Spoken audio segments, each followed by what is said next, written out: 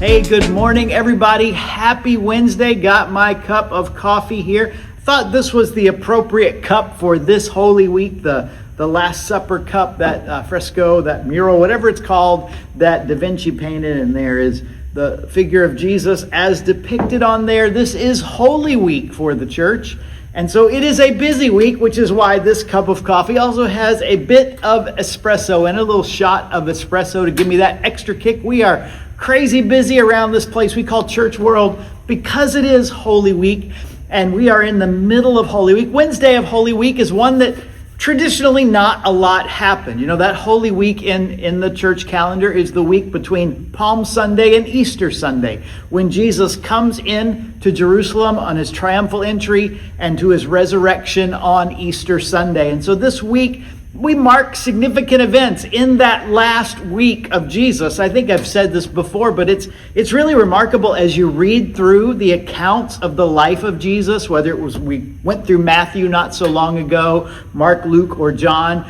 The accounts of Jesus' life really slow down, and they focus on that last week of Jesus' life.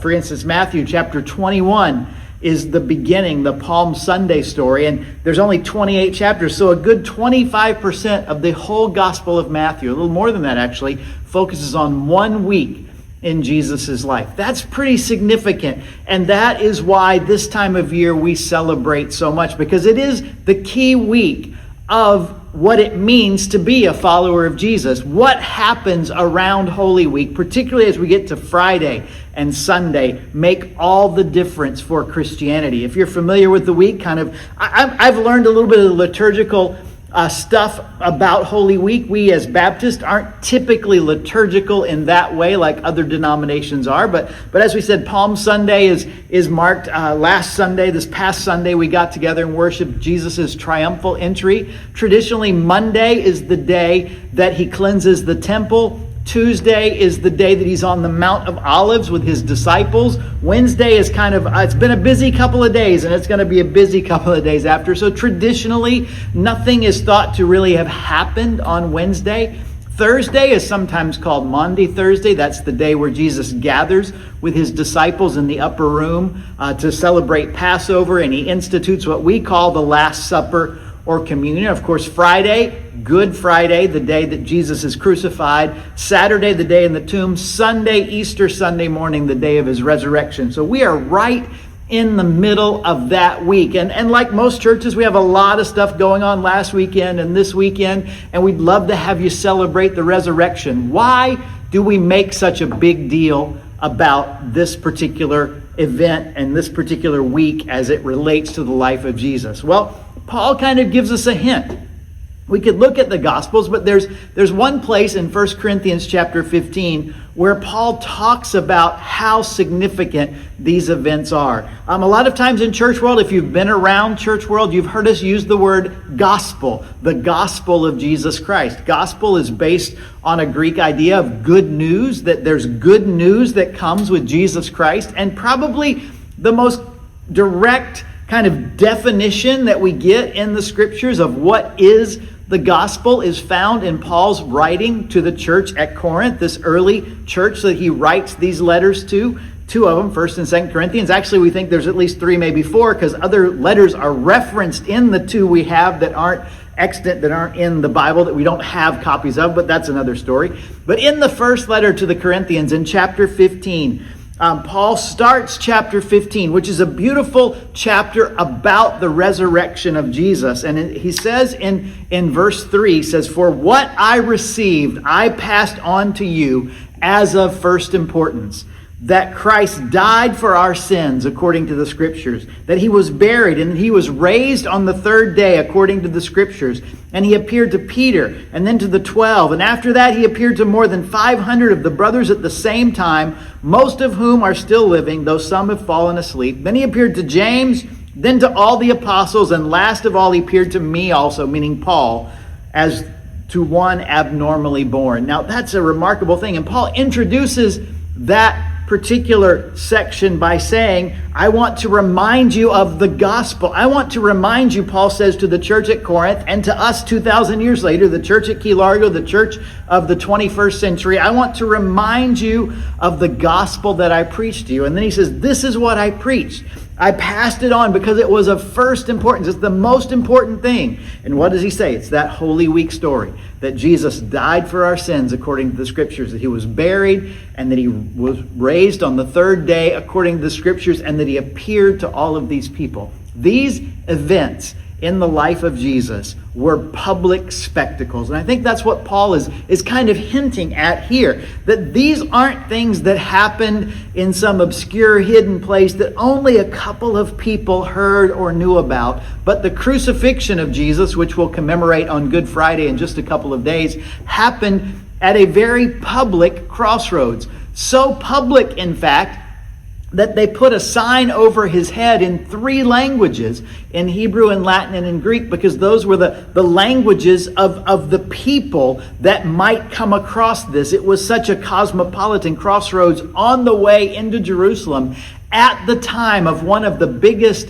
pilgrimage festivals to Jerusalem, the Passover, so that literally tens of thousands of people would be coming in and would pass by this road and pass by this spot where Jesus was crucified and read above his head that he is the King of the Jews, as sort of a mocking reminder that this is what happens to those who defy Rome. This is what Rome does. It squashes any opposition. Of course, it was also a little bit of a twist to those who were trying to claim Jesus was the King of the Jews, but didn't want to admit that he was the king, or the claim that he was the Messiah, but didn't want to admit he was actually any king of theirs. And they objected to the sign, but Pilate did it anyway. So this is a very public thing, that there were many people who saw Jesus crucified. And then Paul goes on in this and says there's also many people that saw Jesus resurrected.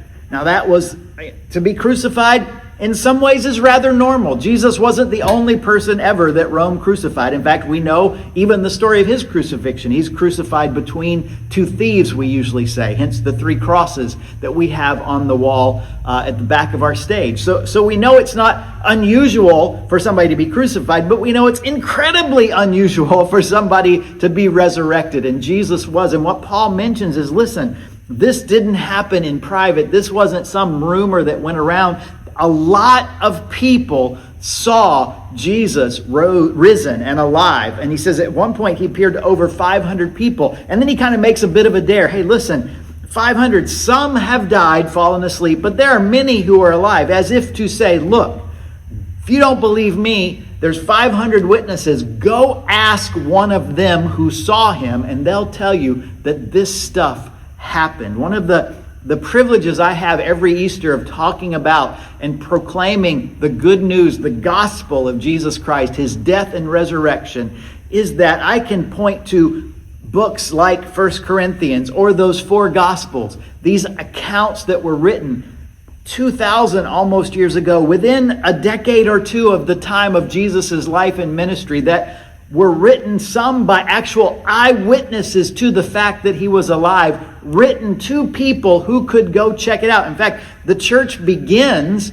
in the city of Jerusalem, and the first sermon Peter preaches on what we call the day of Pentecost. He preaches, and over 3,000 people become followers of Jesus that day. And one of the dynamics of that reality is Peter is preaching that sermon in the city that these events Paul describes happened, where Jesus was crucified and where Jesus rose again, and where his tomb was if people wanted to go check it out. And literally, as Peter is preaching in the city of Jerusalem, people could take a short stroll to the place where Jesus was buried and find out he is not there. The tomb is in fact empty. And this is the cornerstone of the faith of the Church of Jesus Christ. In fact, a little bit later in this chapter, Paul says, if Christ is not raised, then our faith is in vain. Our faith is empty. Our faith is meaningless. Let's just pack it up and go home.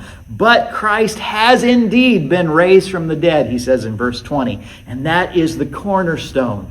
of our hope. And that is the cornerstone of the message we preach, not just on Easter Sunday, but every Sunday of the year. In fact, one of the reasons we worship on Sunday, the first day of the week, is to commemorate the resurrection of Jesus early on the first day of the week. So we're going to proclaim that this past week. We're certainly going to talk about it this weekend. In fact, we have the special privilege again this year of being on the beach at Penny Camp Park. They've allowed us to do that once again. 6:45 a.m. on the beach at Penny Camp for our Easter sunrise service. Would love to have you join us for that. You just go to the gate. There'll be somebody there starting about 6 o'clock with the gate open. There'll be people directing you to parking. We'll be at Cannon Beach this year. In the past, we've been at the Far Beach. This year, we're going to be on Cannon Beach, the first one by the big parking area where the main visitor center is and the concessions are. You can park there. We'll be right out on that beach. 6:45 is when our service starts. And then we'll be back here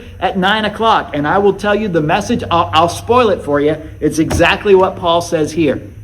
Christ died for our sins according to the Scriptures. He was buried and he was raised again according to the Scriptures. And that is our hope. That is the basis of our salvation. That's what we can place our faith in. This event in history that many eyewitnesses have recorded for us in the book we call the Bible to tell us about it. By the way, I know we've been going through the story of the Bible. I'm kind of giving you the big reveal, which you probably knew already. This is the center point of all of the Scriptures. This is what all of the Old Testament or the Hebrew Bible builds toward, and this is what all of the New Testament builds from. The life, death, and resurrection of Jesus. It is the cornerstone of everything. It is why I follow him. I believe that Jesus literally bodily rose from the grave, and I'm going to talk about it Sunday. And again, would love to have you join us. 6:45, Penny Camp Park. Will be here in our church at 9 o'clock for our Easter service. I hope you have a wonderful rest of this Holy Week, and I hope to see you as we worship together on Sunday, worshiping the resurrected Jesus. Take care, everybody, and hope to see you soon. Bye-bye.